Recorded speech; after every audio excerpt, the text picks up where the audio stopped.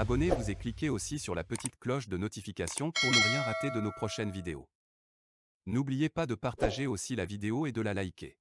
Afrique N24. Bonjour chers tous.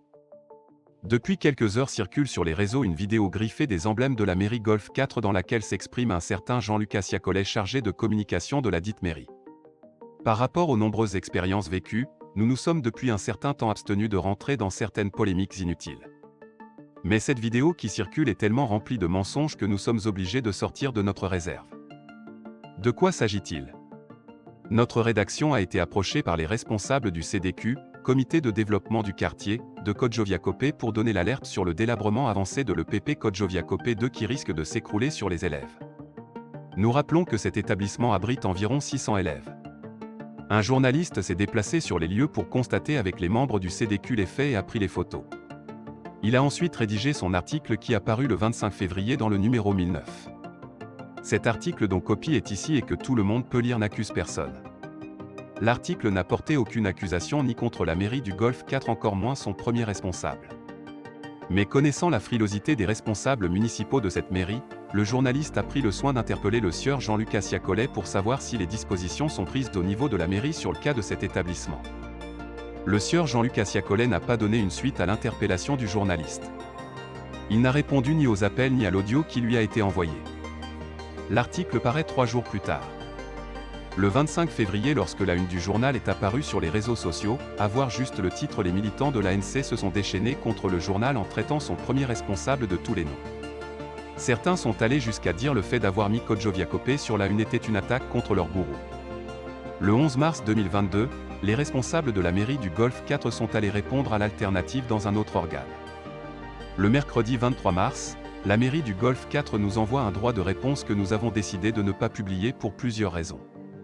Le 8 avril, soit 3 semaines plus tard, ils reviennent à la rédaction avec un courrier et des menaces pour nous dire que si on refuse de publier leur droit de réponse, ils vont nous traduire devant la HAAC. Nous avons refusé de prendre ce courrier. 2 jours après, ils ont renvoyé le courrier par voie d'huissier. Nous n'avons pas donné une suite à leur demande.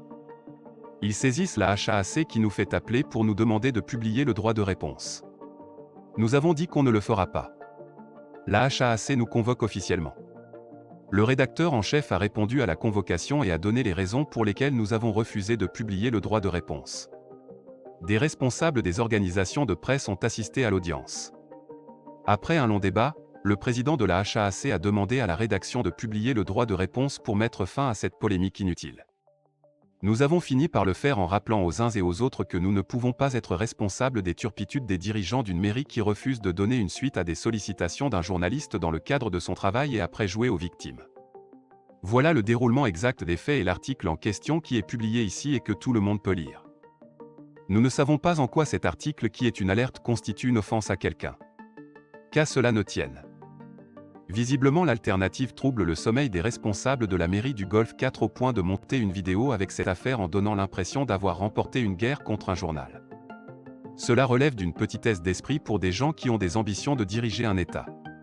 Décidément ils doivent être désœuvrés dans leur mairie. Pour celui qui s'exprime dans la vidéo et se joue au donneur de leçons, nous ne savons pas s'il a une fois été journaliste quelque part et s'il a une fois obtenu une carte de presse. Ça c'est une parenthèse. Lorsque nous avons été arrêtés dans l'affaire qui nous opposait aux 2 ministres, tous les militants de l'ANC se sont réjouis sur leur plateforme. Ils espéraient qu'on allait rester le plus longtemps possible en prison. Lorsque notre confrère est décédé, ils s'en sont également réjouis au point que des gens nous ont demandé si on a un problème personnel avec eux. Il y a plus de 2 ans, lorsque nous avons publié l'enquête sur le Petrolgate, c'est ce Jean-Lucas Siacolet qui a mobilisé les journalistes aux côtés d'un avocat, les images sont disponibles, pour organiser la riposte au profit des détourneurs. C'est lui ce jour-là qui a distribué 30 000 francs CFA par organe aux journalistes invités. Lorsqu'il a été interpellé sur son rôle dans cette affaire alors qu'il milite à l'ANC, il a dit avoir fait ça à titre personnel. Leur groupe de riposte financé par ceux qui ont détourné les fonds ont créé plusieurs faux comptes Facebook pour s'en prendre régulièrement à notre organe et son directeur de publication sur les réseaux sociaux. Nous le savions mais jamais nous ne leur avons répondu. Plus tard, un groupe d'organisations de la société civile voulait tenir une conférence de presse pour exiger des autorités la lumière sur le Petrolgate. Le jour convenu au Césal, Jean-Lucas Siacolet s'est pointé sur les lieux pour dissuader les organisateurs de tenir la conférence de presse. Il a avoué à l'un des organisateurs qui a fait la confidence après à la rédaction que le patron de leur parti souhaite qu'il ne se mêle pas de cette affaire.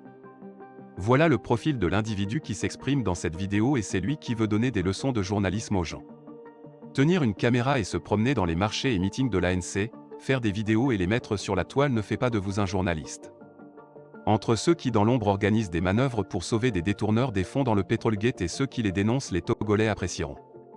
Une chose est claire, nous savons que notre ligne éditoriale, notre capacité à débattre en toute indépendance dérange les responsables de ce parti. Quand il était question de les soutenir depuis 2010 jusqu'en 2017, nous l'avons fait sans rien leur demander en retour. Les archives sont là.